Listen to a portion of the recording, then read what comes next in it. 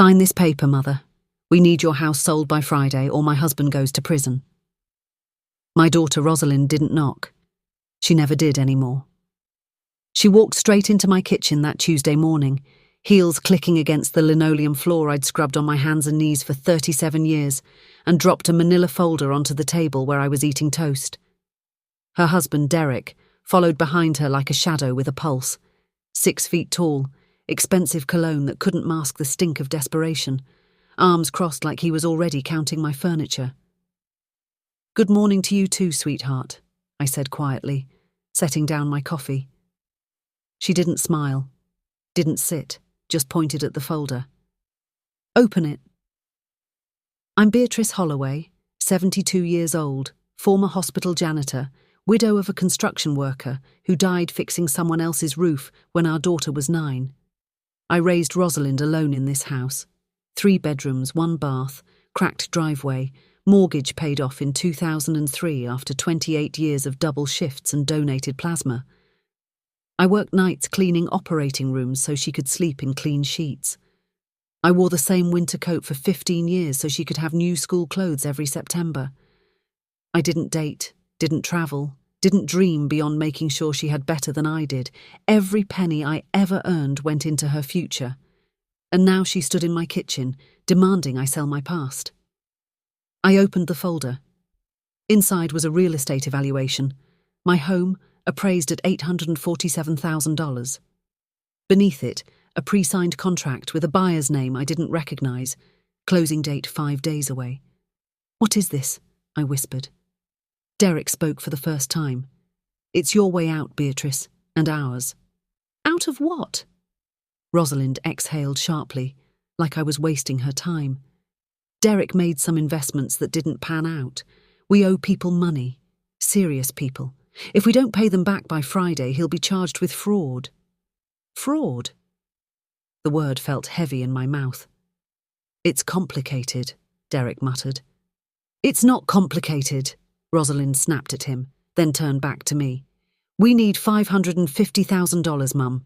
You'll still have almost $300,000 left after fees. That's more than enough to rent somewhere smaller." I stared at her. At this woman I'd birthed in a county hospital on a Tuesday in 1982, held against my chest while her father worked 70-hour weeks, rocked to sleep every night singing the same lullaby my mother sang to me. "Somewhere smaller," I repeated. "You don't need all this space," Derek added, glancing around my kitchen like it offended him. "It's just you here. No offense, but you're not getting any younger. A nice apartment near us would actually be safer." "Safer," I echoed. Rosalind's jaw tightened. "Mum, don't do this. Don't make me beg." "I'm not making you do anything, Rosalind. I'm trying to understand why you think I should give up the only thing I have left of your father." Her face went cold. "Dad's been dead for 30 years. He's not living in these walls." That was the moment something cracked inside me. Not loudly, but deep, like ice splitting under weight. "Your father built the deck out back with his own hands," I said softly. "He planted the oak tree in the yard the day you were born. His ashes are buried under it." "Then we'll move the ashes," Derek said. Rosalind shot him a look, but she didn't correct him. I closed the folder. "No. No," she repeated, as if she'd misheard. "No, I'm not selling my home to fix your husband's mistakes." Derek's face flushed red. "Mistakes? Lady, I'm trying to keep your daughter's life from falling apart." "Then maybe you should have thought about that before you gambled with money you didn't have," I said, my voice steady now. Rosalind slammed her hand on the table. "He didn't gamble, Mum. He invested. He was trying to build something for us, for our future." "And now you want to destroy mine?" Her mouth opened, then closed. For a second, I thought I saw something. Shame, maybe, or regret. But Derek put his hand on her shoulder, and whatever softness had flickered disappeared. "We'll give you until Thursday," Rosalind said coldly. "If you don't sign by then, we'll have no choice but to explore legal options." "Legal options?" I stood up slowly, my knees aching. What does that mean? Derek stepped forward. It means we have documentation showing you've been mentally declining, forgetting bills, confused about dates. We'd hate to have to petition for guardianship, but if you're not competent to make financial decisions, get out. They both froze. Get out of my house. Rosalind's eyes went wide. Mum, now. For a long moment, nobody moved. Then Derek grabbed the folder and Rosalind turned toward the door. Before she left, she looked back at me one last time. I thought you loved me, she said quietly. I do, I whispered. That's why this hurts so much. She walked out. The door didn't slam. It clicked shut, soft and final. I stood there in my kitchen, surrounded by 40 years of memories, and realised I'd just lost my only child. I didn't move from that kitchen table for an hour after they left. The toast went cold. The coffee turned bitter. My hands wouldn't stop shaking. Eventually, I walked to the living room and sat in the chair where my husband used to read the newspaper every Sunday morning. The one piece of furniture Rosalind hadn't yet appraised like livestock. I needed to remember, needed to trace back where I'd gone wrong. She was born on August 14th, 1982, 7 pounds 3 ounces, with a full head of black hair and lungs that could wake the dead. Her father, Vincent, held her for the first time and cried. Big man, rough hands, soft heart.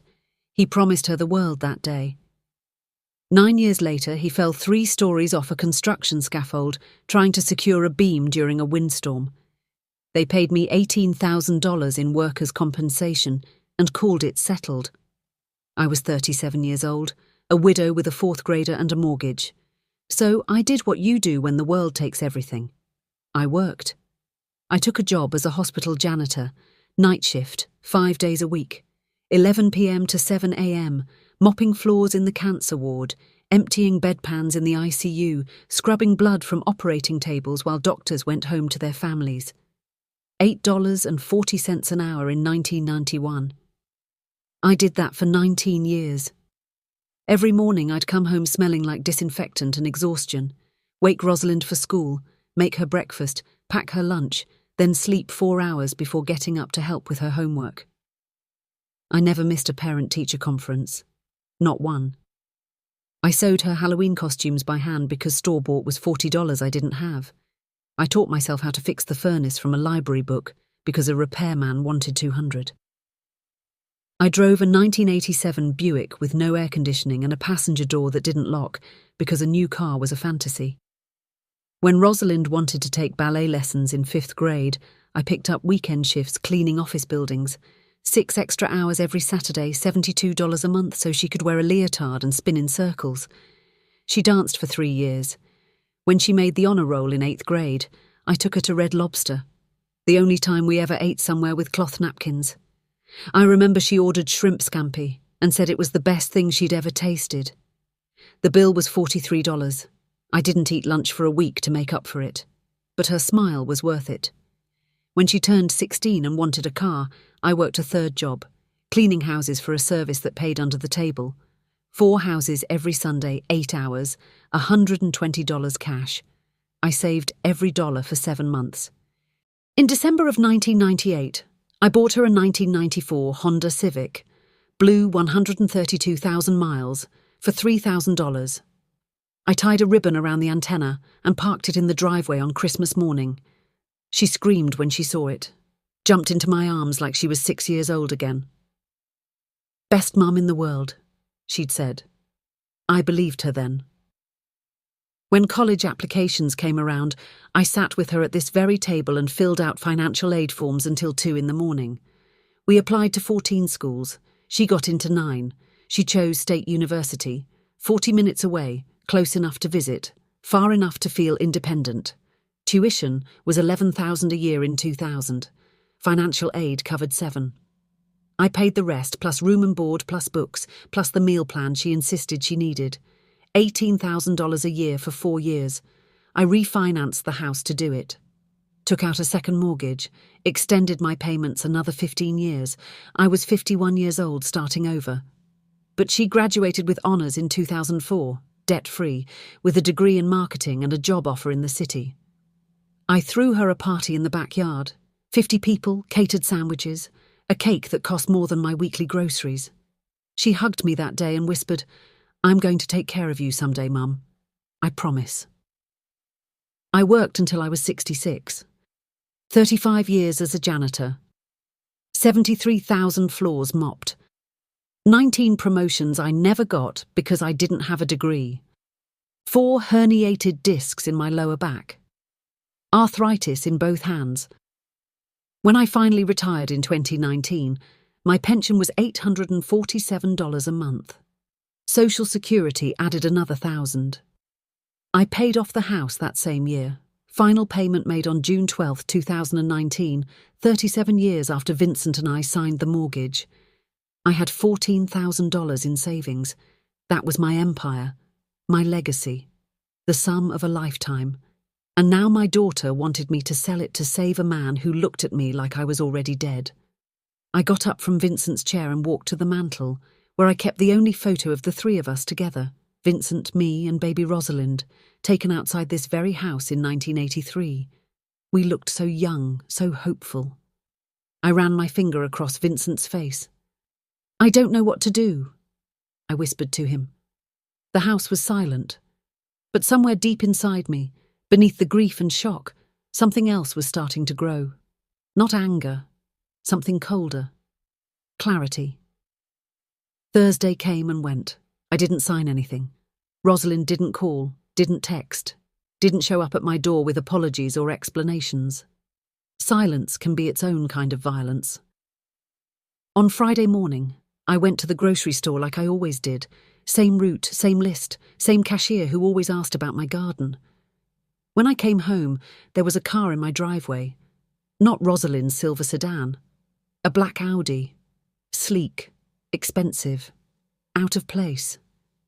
I parked on the street and walked slowly toward my front door, bags in hand. It was unlocked. I know I'd locked it.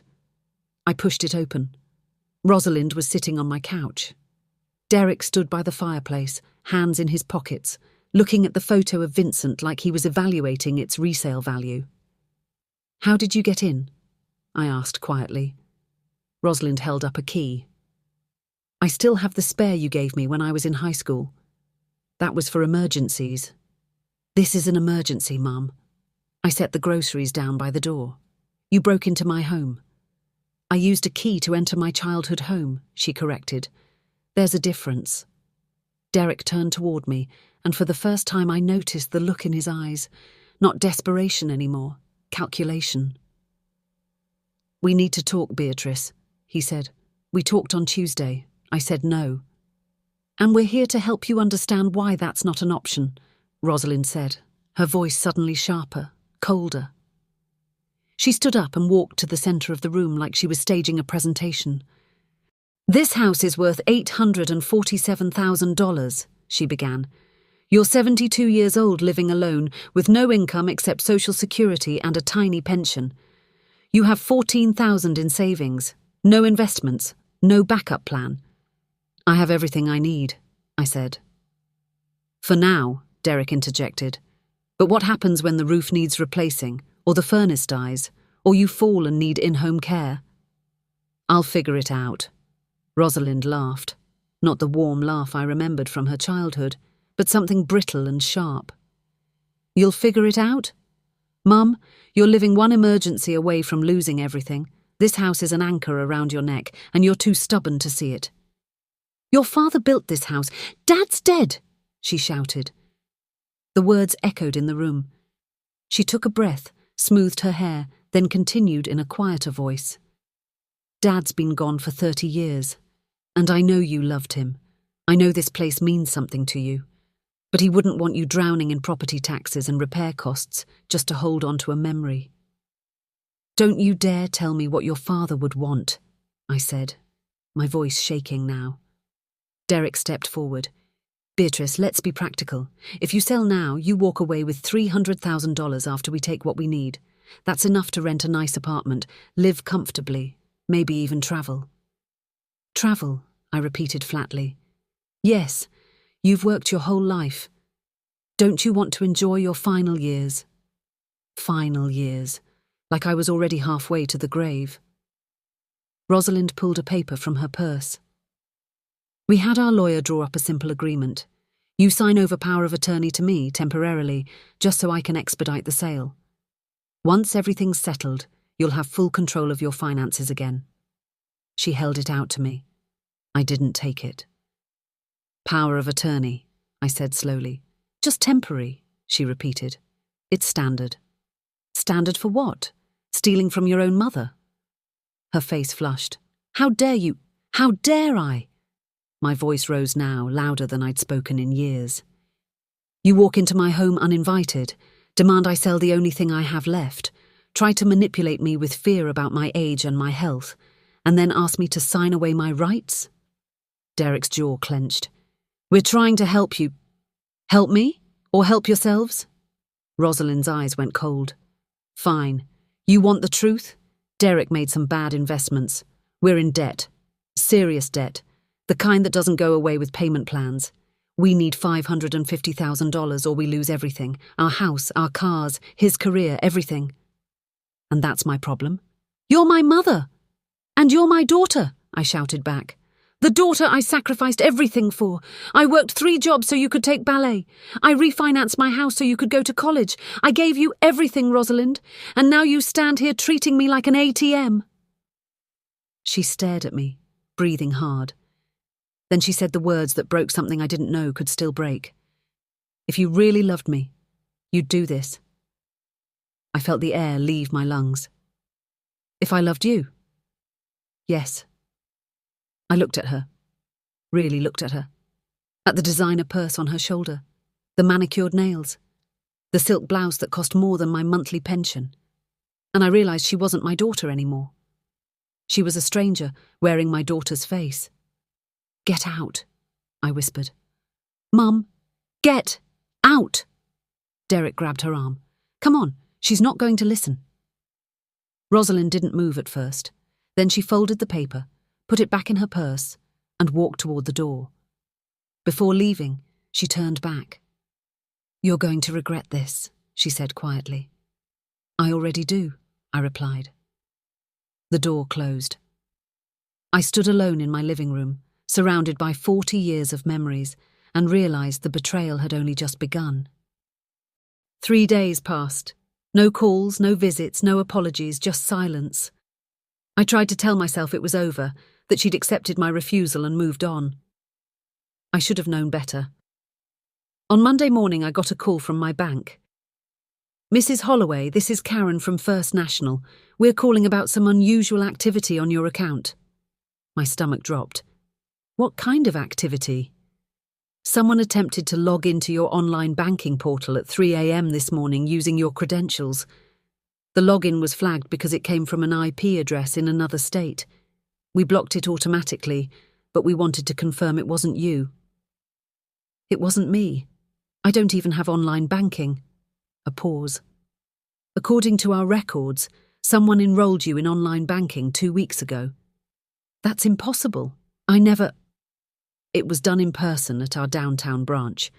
The request was made by someone with your same last name, claiming to be helping you set up digital access. Rosalind. I closed my eyes. Can you reverse it? We already have. But Mrs. Holloway, I'd strongly recommend changing your account passwords and security questions. And if you have any family members with access to your personal information? I understand, thank you. I hung up and sat at the kitchen table, hands trembling. She'd tried to access my money, my own daughter. That afternoon I walked to the mailbox.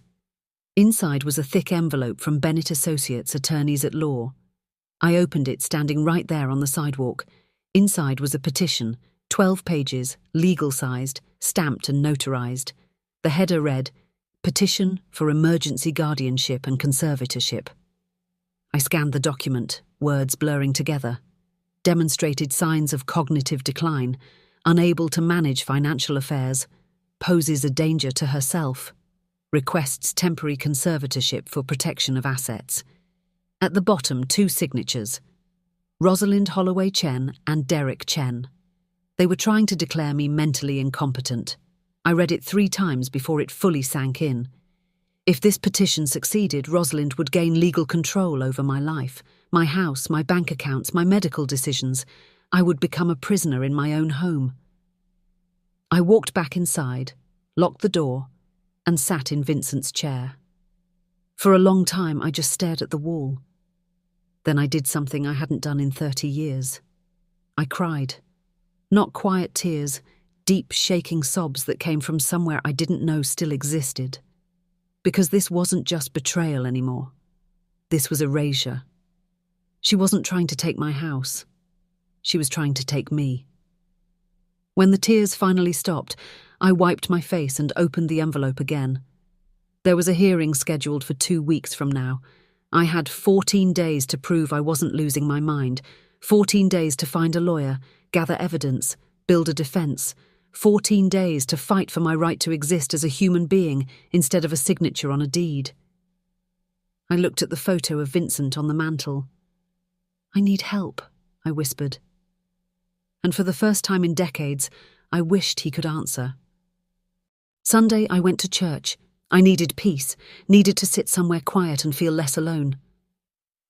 Second Baptist had been my congregation for 43 years. I'd attended since before Rosalind was born, back when Vincent and I were newlyweds, and the building still had wooden pews. I arrived early, sat in my usual spot, 3rd row from the back, and opened the hymnal. The service started at 10. By 10:15, I realised something was wrong. People kept glancing at me, quick, furtive looks, then whispered conversations behind raised bulletins. Martha Finch, who I'd served on the bake sale committee with for a decade, walked past me without saying hello. David Okoye, who always asked about my garden, avoided eye contact. During the sermon, I heard whispers from the row behind me. Trying to take her house. Daughter's husband got in trouble. I heard gambling debts. Poor woman probably doesn't even understand what's happening. I sat frozen, staring at the cross above the altar. They were talking about me, like I wasn't there. After the service, I tried to leave quickly, but Eleanor Vasquez caught me at the door. "Beatrice," she said, her voice dripping with sympathy. "How are you holding up, dear?" "I'm fine, Eleanor." "Are you sure? Because I heard about your situation with Rosalind and the house." "I don't know what you heard." "Oh, honey." She touched my arm, her expression all pity and condescension. "It's okay. We all understand. At your age, these big financial decisions can be overwhelming. Maybe it's better to let your daughter handle things." I pulled my arm back. "I'm 72, Eleanor, not senile." She blinked. "Of course not. I just meant—" But I was already walking away. I made it to my car before the anger turned to humiliation. Someone had been talking. Someone had spread the story, twisted it, reshaped it into a narrative where I was the confused old woman and Rosalind was the concerned daughter trying to protect me. I drove home in silence. When I pulled into my driveway, I noticed something. My mailbox was stuffed overflowing with envelopes. I got out and pulled them free. 12 envelopes, different sizes, different return addresses, all addressed to Derek Chen or Rosalind Holloway Chen. C.O. Beatrice Holloway, 428 Maple Street. I opened the first one. Final notice. Account past due amount owed, $18,340. I opened another. Collections notice. This debt has been transferred to recovery. Immediate payment required. Then another, and another. Credit card companies, loan services, a luxury car dealership, a country club, 18,000 here, 22,000 there, 47,000 from something called Prestige Capital Investments. I sat on the front steps and added them up. Over $300,000 in debt, all addressed to my house. They'd been using my address as their mailing location, probably to hide the bills from creditors who'd started looking for them at their real home, and now if anyone came looking, they'd find my name, my address, my property. They weren't just trying to take my house. They were trying to bury me in their disaster.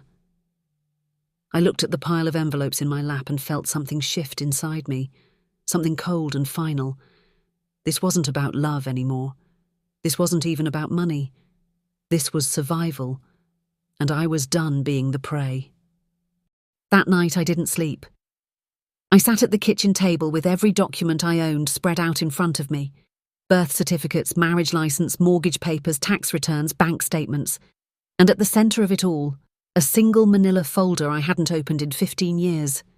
My will. I'd written it in 2010, 3 years after I paid off the house, when I'd started thinking seriously about what would happen after I was gone. Rosalind had just gotten engaged to Derek. They seemed happy. She'd called me every week, visited every month, still said, "I love you," at the end of every conversation. I'd wanted to make sure she was taken care of, so I went to see Mr. Franklin, George Franklin, an estate attorney who'd handled Vincent's death benefits back in 1991. He'd always been kind to me, never overcharged, never made me feel stupid for asking questions. I told him I wanted everything to go to Rosalind, the house, the savings, my pension if anything was left. He'd nodded, typed it up, then paused. "Mrs. Holloway," he'd said carefully, "may I make a suggestion?" "Of course. I've been doing this work for 30 years, and I've seen a lot of families destroyed by money, or the expectation of it. Sometimes the people we love most can surprise us in the worst ways when inheritance is involved." I'd frowned. Rosalind would never.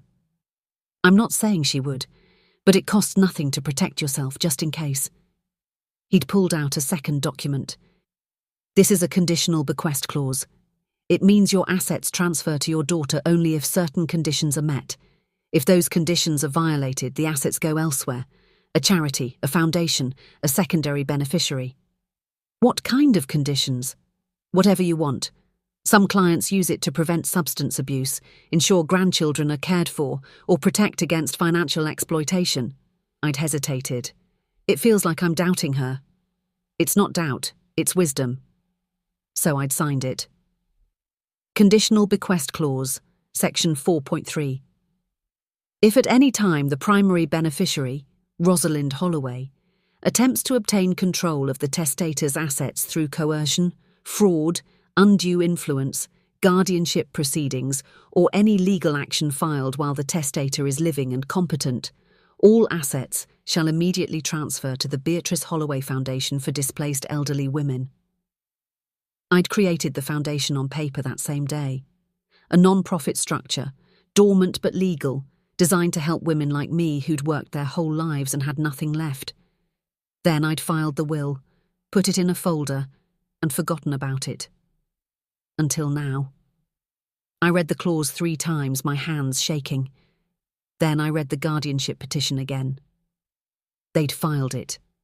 The moment they submitted that petition to the court, they'd triggered the clause.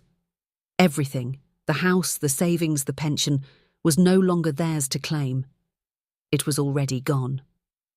I sat back in my chair and felt something I hadn't felt in weeks. Power. I picked up the phone and dialed a number I hadn't called in years. It rang 4 times. Then, "Franklin and Associates, this is George." "Mr. Franklin," I said quietly, "this is Beatrice Holloway. I need your help." There was a pause. Then his voice, warm and steady. "I've been wondering when you'd call." Mr. Franklin didn't ask questions over the phone. He just said, "Come to my office tomorrow morning, 8 o'clock. Bring everything." I arrived at 7:45, carrying a canvas bag stuffed with documents. The will, the guardianship petition, bank statements, the debt collection letters, everything. His office was in an old brick building downtown, 3rd floor, same place it had been for 40 years. The waiting room smelled like coffee and old paper. He met me at the door himself. 78 years old now, white hair, kind eyes behind wire-rimmed glasses. "Beatrice," he said, shaking my hand. "It's been too long." We sat in his office, and I spread everything across his desk. He read in silence for 20 minutes, occasionally making notes on a yellow legal pad. Finally, he looked up. They really did it, he said quietly. They filed for guardianship while you're clearly competent. Can they win? Not if I have anything to say about it. But Beatrice, I need to ask you something, and I need you to be honest. Okay. Do you want to fight this in court? Because if you do, it's going to get ugly. They'll bring witnesses, manufacture evidence of cognitive decline, maybe even hire a psychologist to evaluate you. It'll be public, expensive, and exhausting. I thought about the whispers at church, the pitying looks, the way my own daughter had looked at me like I was already a ghost. What's the alternative? He leaned back in his chair. You disappear. I blinked. What? Not literally, but you remove yourself from the equation. Let them think they've won, then pull the rug out from under them when they least expect it. I don't understand. He pulled out the will. This clause you signed 15 years ago. It's ironclad. The moment they filed that guardianship petition, they violated the terms. Everything you own now belongs to the Beatrice Holloway Foundation, a legal entity they can't touch. But the foundation doesn't exist. Not really. It does on paper. And that's all that matters. We activate it, transfer your assets quietly, and you walk away. They can have the court hearing, they can get their guardianship, but there'll be nothing left to control. Where would I go? He smiled. Anywhere you want. You have more resources than you think. I stared at him. What do you mean? He pulled out a file I'd forgotten existed. In 2008, your parents passed away and left you 63 acres of farmland in Alabama.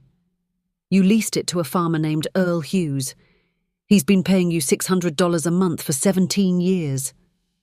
My hand went to my mouth. I forgot about that. You set up automatic deposit. The money's been going into a separate account, one your daughter doesn't know about. He showed me the statement, $122,000. I'd been so focused on surviving, on making sure Rosalind had everything, that I'd completely forgotten about the one thing that was mine alone. This is your escape fund, Mr. Franklin said gently. Use it. But if I leave, won't they just sell the house anyway? They can't. Once I file the asset transfer documents, the house belongs to the foundation. They can scream all they want, but legally it's out of their hands. I looked at the number again. $122,000. Enough to disappear, enough to start over, enough to be free. How long do I have? I asked. The hearing is in 12 days. I'd say you have 72 hours before they start watching you more closely. I took a breath. Then I need to move fast. He nodded. I'll file the paperwork today. By tomorrow morning everything will be locked down. After that you're a ghost. I stood, shook his hand. Thank you, George. Thank you for trusting me 15 years ago, he said. Now go, and don't tell anyone where you're going. I left his office and went straight to the bank. I withdrew $15,000 in cash, enough to live on for months without leaving a digital trail. Then I went home and packed. One suitcase, one duffel bag, clothes for all seasons, my mother's jewellery, photos of Vincent, the quilt Rosalind made me in high school, back when her hands still knew how to create instead of take. I left everything else, the furniture, the dishes, the 40 years of accumulated life. Let the foundation decide what to do with it. That night, I wrote 3 letters. One to Mr. Franklin. Thank you for seeing me when I couldn't see myself. One to my neighbour, Mrs. Patterson. Please water the garden. I'll be gone for a while. And one to Rosalind. I started it 7 times. Crossed out every version. Finally, I wrote, I gave you everything I had. I hope one day you understand what you've lost. Mum, I left it on the kitchen counter under the sugar bowl. At 4:47 a.m, I loaded my car, a 2012 Toyota Camry with 203,000 miles, and pulled out of the driveway. I didn't look back. The sun was rising when I reached the interstate. I drove south, windows down, radio off, just the sound of wind and wheels. For the first time in 72 years I had no plan, no destination, no one waiting for me, and somehow that felt like the most honest thing I'd ever done. I drove for 3 days, through Virginia, through the Carolinas, through Georgia. I stayed in motels with peeling paint and vending machine dinners, paid cash, used fake names. Not because I was running from the law, because I was running toward myself. On the fourth day, I stopped in a town called Harmony, South Carolina, population 4,200, 2 stoplights, a main street with 6 stores and a diner that looked like it hadn't changed since 1970. I parked in front of a cafe called Rosemary's and went inside. The air smelled like cinnamon rolls and fresh coffee. Behind the counter was a woman about my age, silver hair pulled into a bun, flour on her apron. "Morning, hun," she said. "Passing through or staying?" "I don't know yet," I said honestly. She smiled. "Best kind of traveller. Sit anywhere you like." I ordered coffee and toast. When she brought it, she sat down across from me. "I'm Evelyn Whitmore," she said. "I own this place." "Beatrice," I said. Then after a pause, "Beatrice Holloway." "Nice to meet you, Beatrice. You look like you've been driving a while." "I have." "Running from something or toward something?" I thought about that. Both, maybe. She nodded like that made perfect sense. "You need a place to stay." I was going to find a motel. "Nonsense. I've got a room above the cafe. Used to rent it out, but the last tenant left 3 months ago. It's small, but it's clean and quiet." "I couldn't." $300 a month, utilities included, and if you want to help out in the kitchen a few hours a week, I'll knock 50 off. I looked at her. "Why would you do that for a stranger?" She smiled. "Because 15 years ago I was the stranger, and someone gave me a chance." I moved in that afternoon. The room was exactly as she'd described. Small, clean, quiet. 1 bed, 1 dresser, 1 window overlooking Main Street. It smelled like cinnamon and coffee, even 3 floors up. That night, I sat on the edge of the bed and cried, not from sadness, but from relief. For the first time in months, I felt safe. The next morning, Evelyn knocked on my door at 6. "You said you wanted to help," she said with a grin. "Time to earn that discount." I worked in the cafe 4 mornings a week, washing dishes, prepping vegetables, occasionally serving coffee when the morning rush hit. The work was simple, repetitive, honest. My hands remembered the rhythm. Evelyn didn't ask about my past, didn't pry, didn't treat me like I was broken. She just handed me an apron and said, "Welcome to the family." The regulars started recognizing me. Mr. Daniels, who came in every morning for black coffee and a blueberry muffin. Sharon and Lisa, sisters who argued playfully about everything and always left a $5 tip. Pastor Green, who invited me to church but didn't push when I said I wasn't ready.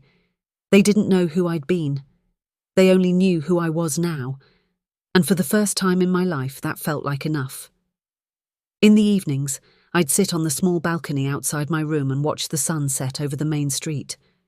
The town moved slowly here. People waved at strangers. Kids rode bikes without helmets. The hardware store closed at 5 and no one complained. It was the opposite of everything I'd left behind, and I loved it. But peace has a way of being interrupted. 6 weeks after I arrived, my phone buzzed. I'd kept it off most of the time, checking it once a week just in case. There were 47 missed calls, 32 from Rosalind, 15 from numbers I didn't recognize, and 1 voicemail from Mr. Franklin. I played it. "Beatrice, it's George. The hearing happened yesterday. They showed up expecting to claim guardianship. I presented the will and the asset transfer. The judge was... let's just say he wasn't pleased with them. Everything is locked down, you're safe, but your daughter knows now, be careful." I sat on the balcony and stared at the phone. Part of me wanted to call her, to explain, to hear her voice, even if it was angry. But I didn't. Because the woman who'd demanded my house, who'd tried to steal my mind, who'd filed legal papers to erase me, that wasn't my daughter anymore. That was someone I didn't know, and I didn't owe strangers explanations.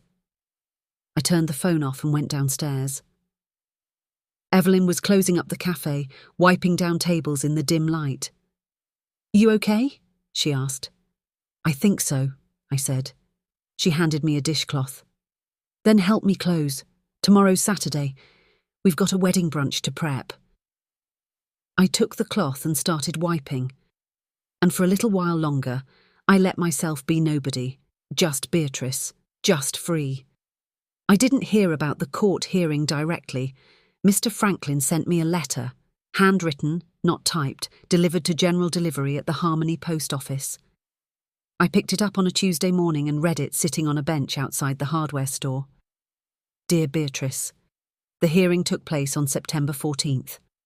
Your daughter and her husband arrived with their attorney, a man named Kenneth Pryor, known for aggressive elder law cases. They presented their petition, along with 2 affidavits from concerned neighbours, claiming you'd been forgetful, confused about dates and financially irresponsible. When the judge asked for medical evidence, they provided a letter from a Dr. Raymond Hollis stating you'd missed 3 appointments and shown signs of early cognitive decline. I'll spare you the drama, but here's what happened next. I presented your will, dated 2010, notarized, legally sound, and highlighted section 4.3, the conditional bequest clause. I then presented documentation showing they'd filed the guardianship petition, which directly violated that clause. The judge stopped the proceedings and asked them if they were aware this action would trigger the forfeiture of all inheritance rights. Their lawyer went pale. Your daughter started crying. Derek, to his credit, tried to argue that the clause was unenforceable. The judge disagreed, strongly. He ruled that the guardianship petition was filed in bad faith, dismissed the case and ordered them to pay court costs. Then he did something I didn't expect. He asked me what happened to your assets. I told him the truth. They've been transferred to the Beatrice Holloway Foundation, a non-profit entity you established years ago. He nodded and said, "Good. At least something honourable came from this mess. As of today, your house is owned by the foundation. Your bank accounts are protected. They have no legal claim to anything. But Beatrice, you should know they're not taking this well. I've heard through mutual contacts that Derek's financial situation has worsened. The debts are real and they're significant. There are rumours of fraud investigations. Your daughter has tried to contact me 17 times. I haven't answered. Stay where you are. Stay safe. And remember, you did nothing wrong." George Afray, I folded the letter and sat there for a long time. They'd lost. Not because I'd fought them in court, but because 15 years ago a kind lawyer had told me to protect myself and I'd listened. That afternoon I walked to the library, a small brick building 2 blocks from the cafe, and used their computer to search for Derek's name. It didn't take long. Local businessman under investigation for securities fraud. The article was from a Charleston newspaper, dated 3 weeks ago. Derek Chen, 47, is under investigation by the South Carolina Securities Commission for allegedly misrepresenting investment returns to clients and misappropriating funds. Chen, who operated under the name Apex Growth Advisors, reportedly promised returns of 15 to 20% annually, but used new investor money to pay earlier investors, a scheme commonly known as a Ponzi structure. Authorities estimate losses exceeding $2.3 million across 19 clients. I read it twice. He hadn't just made bad investments. He'd been running a scam. And when it collapsed, he'd come for me. I kept reading. Update. Chen assets frozen. Home in foreclosure. Following an emergency court order, all assets belonging to Derek and Rosalind Chen have been frozen pending investigation.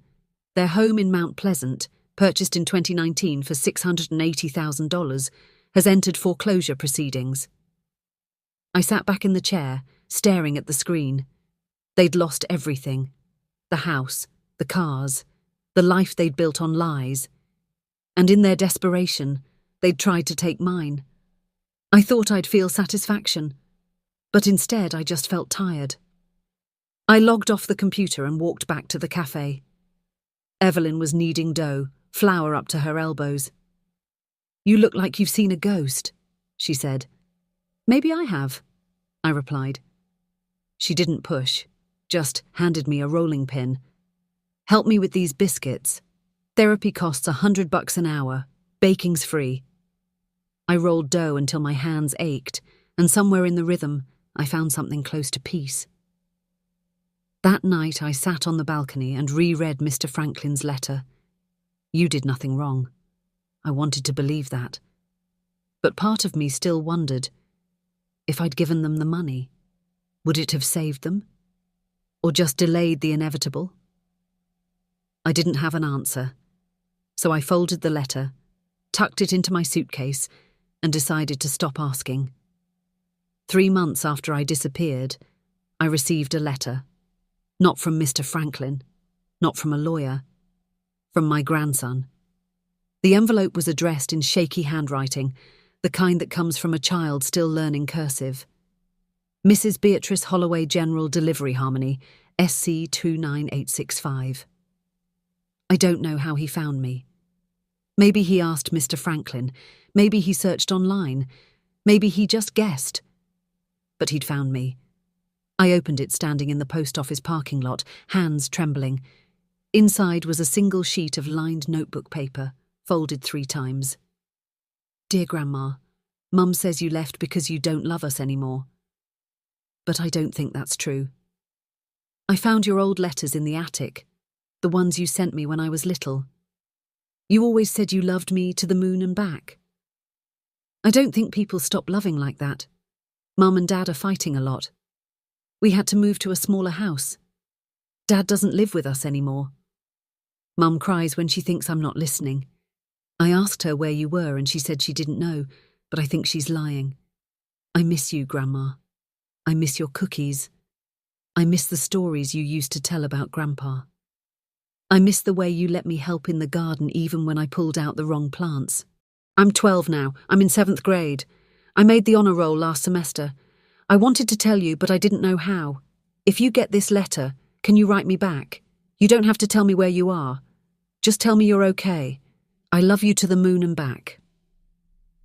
Ethan. I read it 3 times before the tears came. Not angry tears, not bitter tears, just the kind that come when you realize you're not completely forgotten. I walked back to the cafe in a daze, the letter clutched in my hand. Evelyn took one look at my face and said, "Sit down, I'll make tea." She didn't ask what was wrong, just sat across from me while I cried, her hand resting gently on mine. When I finally caught my breath, I showed her the letter. She read it slowly, then folded it and handed it back. "He sounds like a good kid," she said. "He is. You going to write him back?" I hesitated. I don't know. What if Rosalind intercepts it? What if she uses it to find me? Evelyn leaned back. What if she does? You're not doing anything wrong, Beatrice. You're living your life. That boy deserves to know his grandmother didn't abandon him. But I did, I whispered. I left. You left a situation that was destroying you, Evelyn corrected. That's not the same as abandoning someone who loves you. I looked at the letter again. I love you to the moon and back. I'd said those words to him when he was 3 years old, sitting on my lap, asking why the moon followed us in the car. He'd remembered. That night, I sat at the small desk in my room and pulled out a piece of paper. I wrote slowly, carefully. Dear Ethan, I got your letter. It's the most beautiful thing anyone has given me in a very long time. I want you to know something important. I didn't leave because I stopped loving you. I left because I needed to be safe. Sometimes grown-ups make choices that are hard to explain, but that doesn't mean the love goes away. I'm okay. I'm in a small town where people are kind and the days are quiet. I work in a cafe and help bake cinnamon rolls every morning. It's simple, but it's peaceful. I'm so proud of you for making honor roll. Your grandfather would have been proud too. He always said you were smart like your grandmother. I can't tell you where I am right now.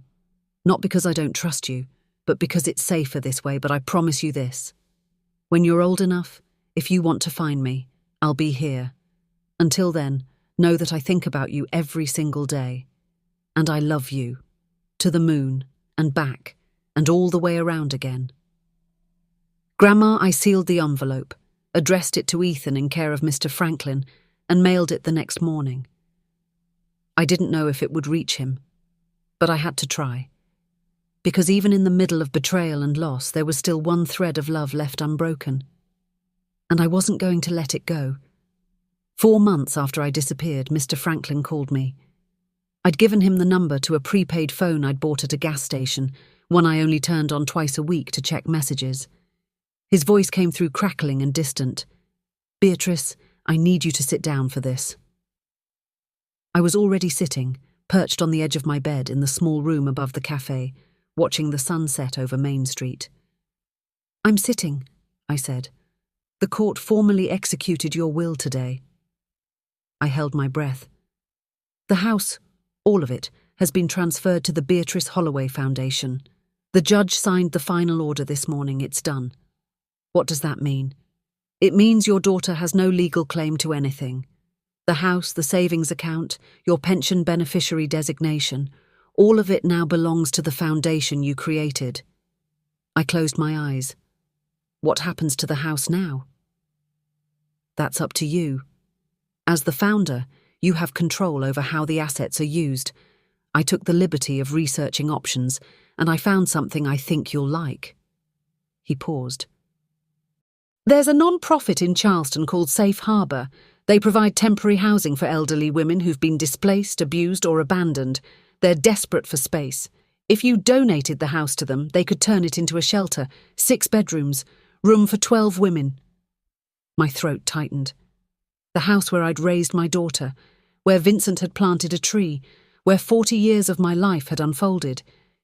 It could become a refuge for women like me. Women who'd given everything and been left with nothing. "Do it," I whispered. "Are you sure?" "Yes. Make it a place where women can rebuild, where they can be safe. I'll file the paperwork today." There was a long pause. Then he said, "Beatrice, there's something else you should know." "What?" "Your daughter was at the hearing." My heart clenched. "And?" "She didn't take it well. When the judge announced the transfer, she stood up and started shouting. Said you'd manipulated me, that the will was forged, that you were punishing her for trying to help." "What did the judge say?" "He told her to sit down, or he'd hold her in contempt. Then he said something I'll never forget." "What?" "He looked at her and said, 'Your mother didn't punish you, Mrs. Chen. She protected herself. There's a difference.'" I exhaled slowly. After that, she tried to approach me in the hallway. Security had to escort her out. "Was Derek there?" "No, he's in jail." The words hung in the air. "What?" "He was arrested 2 weeks ago. Securities fraud, wire fraud, conspiracy, 19 counts. The DA is pushing for 8 to 12 years. I sat in silence, trying to process it. "His trial is set for January. The prosecutor called me last week. They want to know if you'd be willing to testify about his attempts to coerce you into selling the house." "Testify?" "Only if you want to, but it would strengthen their case, show a pattern of manipulation and fraud." I thought about Derek standing in my kitchen, arms crossed, telling me I didn't need all that space. I thought about the debt collection letters, the forged power of attorney, the guardianship petition. "I'll think about it," I said. "That's all I ask. In the meantime, the house transfer is final. Safe Harbor will take possession next month. They're planning a small dedication ceremony, naming it the Beatrice Holloway House. I thought you'd want to know." My eyes filled with tears. "Thank you, George." "No, Beatrice, thank you. You turned pain into purpose. That's rare." He hung up. I sat on the bed, holding the phone, staring at the wall. The house was gone, but it wasn't lost. It was reborn. 2 weeks later, I received a package. It arrived at the post office in a padded envelope, postmarked Charleston. Inside was a newspaper clipping and a handwritten note from Mr. Franklin. The clipping was from the Charleston Gazette. "Historic home becomes shelter for displaced women." The Beatrice Holloway House officially opened its doors this week, providing safe housing for elderly women facing homelessness, abuse, or financial hardship. The 6-bedroom home, donated by the Beatrice Holloway Foundation, will serve as a refuge for up to 12 women at a time. "This house represents hope," said Margaret Torres, director of Safe Harbour. "It was built by love, and now it will rebuild lives." The home features a communal kitchen, a garden, and a library stocked with donated books. A plaque in the entryway reads, "You are safe here, you are valued here, you are home." There was a photo. My house, my kitchen, my living room, my garden. But it wasn't mine anymore. It was theirs. Women sitting around the table I'd eaten breakfast at for 40 years. Women laughing in the garden where Vincent had planted tomatoes. Women finding peace in the rooms where I'd once felt trapped. I held the clipping against my chest and sobbed. Not from loss. From relief. The note from Mr. Franklin was short. "They wanted you there for the opening. I told them you preferred to remain anonymous. But I thought you'd want to see what you built. You did good, Beatrice. George." I pinned the clipping to the wall above my desk, next to Ethan's letter. 2 pieces of proof that I still mattered.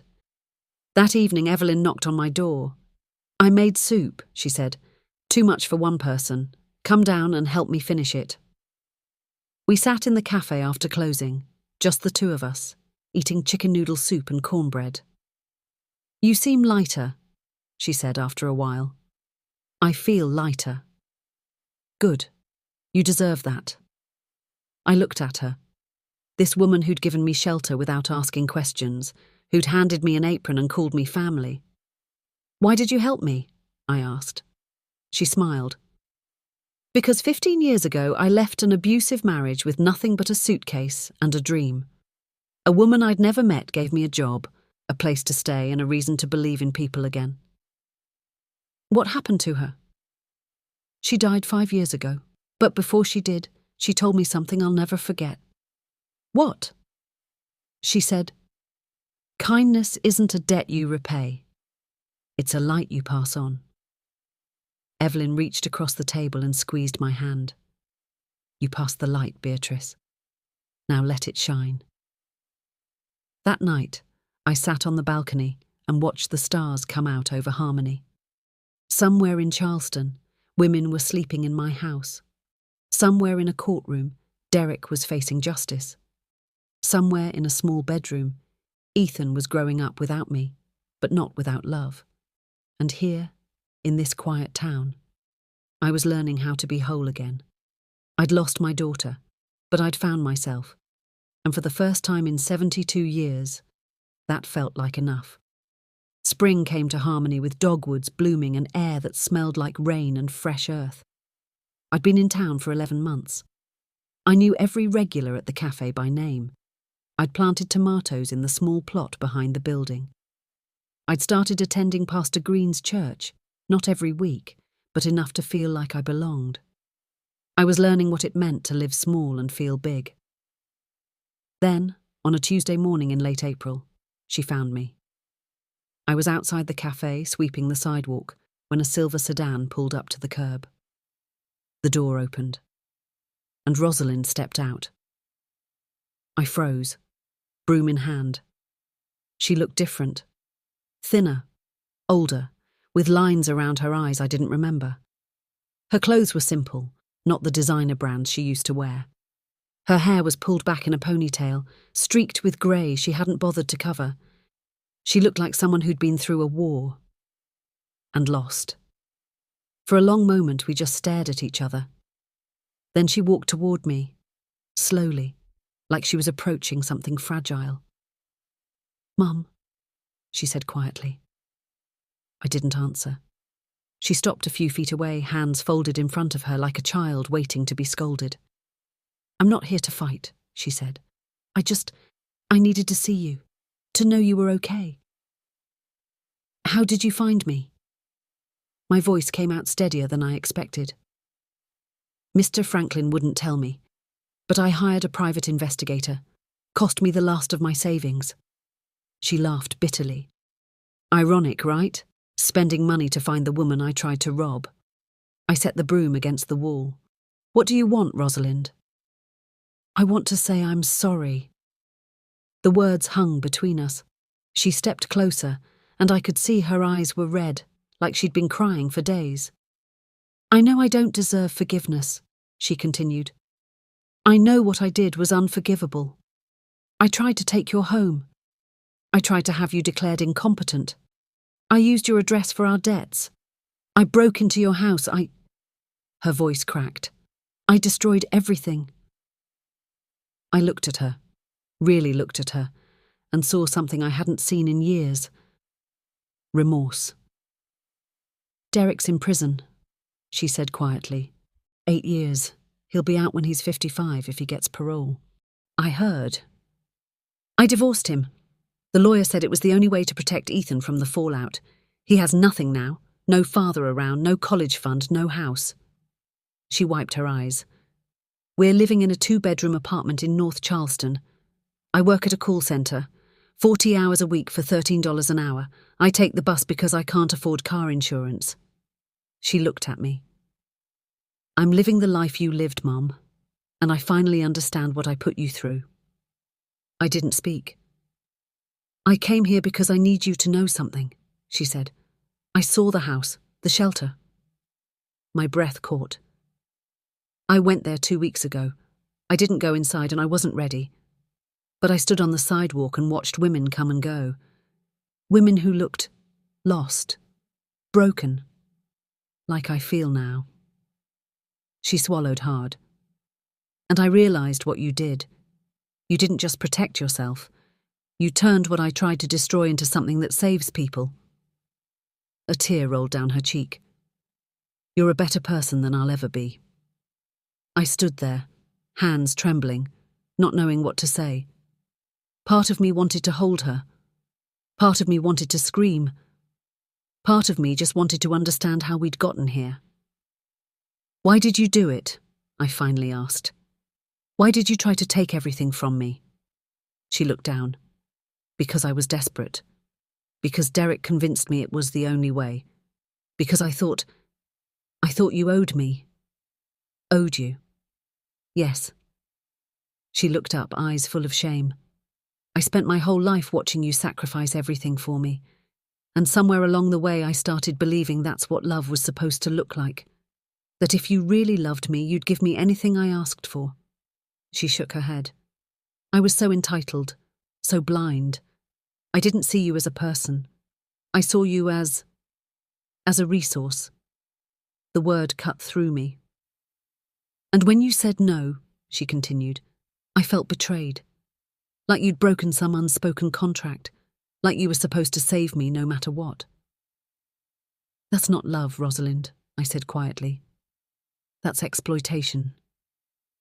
I know, she whispered. I know that now. We stood in silence. A car passed by. Birds chirped in the trees. The world kept moving around us. Can I? She stopped, then started again. Can I come home, Mum? I looked at her. At the daughter I'd raised alone. The girl I'd worked 3 jobs for. The woman who'd tried to erase me. And I realized something. Home wasn't a place anymore. It was a boundary. This is my home now, I said gently. But you can visit. Anytime you want. Her face crumpled. Just visit? Yes. As my daughter, not as someone who needs something from me. She nodded slowly, tears streaming down her face. I understand. I stepped forward and for the first time in over a year I touched her. Just my hand on her shoulder. You hurt me, Rosalind. Deeply. And I don't know if I'll ever fully forgive you. But I don't hate you. She grabbed my hand, held it like a lifeline. I'll do better, she whispered. I promise. I'll be better. Then prove it, I said. Not to me, to yourself, and to Ethan. At the mention of his name, she looked up. He wrote to you, didn't he? He did. Did you write back? I did. She smiled through her tears. He showed me the letter. He keeps it in his nightstand. Reads it every night before bed. My chest tightened. He misses you, she said. He asks about you every day. Then bring him here, I said. Let him visit his grandmother. Let him see that I didn't disappear because of him. She nodded. I will. I promise. We stood there for another moment, neither of us knowing what came next. Then she let go of my hand and stepped back. I should go, she said. I don't want to take up your time. Rosalind. She turned back. You're not taking my time, I said. You're my daughter. You always will be. But you have to earn trust back, and that takes time. I know, she said. And I'll wait, however long it takes. She walked to her car, paused with her hand on the door. I love you, Mum. I took a breath. I love you too. But love isn't enough anymore. There has to be respect. She nodded. I understand. And then she drove away. I stood on the sidewalk for a long time, watching the empty street. Evelyn came outside with 2 cups of coffee. That her? She asked. That's her. How do you feel? I thought about it. Sad, relieved, scared, hopeful. That's a lot of feelings for one conversation. Yeah, she handed me a cup. You did good. Did I? You held your ground. You didn't cave. And you left the door open for healing, but not for abuse. That's wisdom, Beatrice. I sipped the coffee and let the warmth settle in. Maybe she was right. Maybe this was what healing looked like, not forgiveness, but boundaries. Not forgetting, but moving forward. Not home, but peace.